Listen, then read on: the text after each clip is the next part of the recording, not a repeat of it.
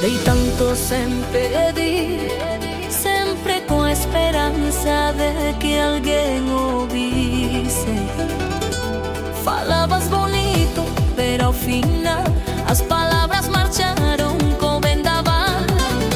E fun quedando sen forza, sen fe, cando decateime de quen eras ti que son eu.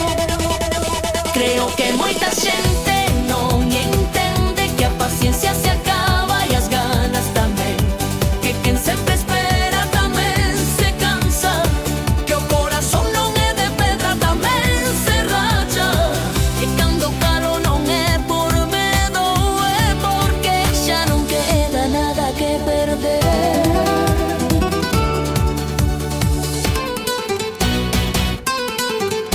Dei voltas e voltas por non fuxir, pensando que o tempo podía curar, pero o tempo ás veces só serve pra ver que hai portas que é mellor non volver a abrir.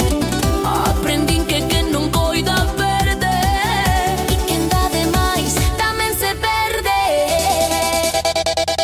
Creo que moita xente non entende que a paciencia se acaba e as ganas tamén, que quen sempre espera tamén se cansa, que o corazón non é de pedra, tamén se racha.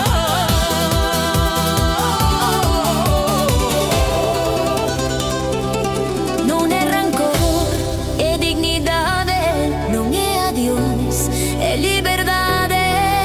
Hoxe marcho sen mira atrás, porque ás veces soltar é empezar.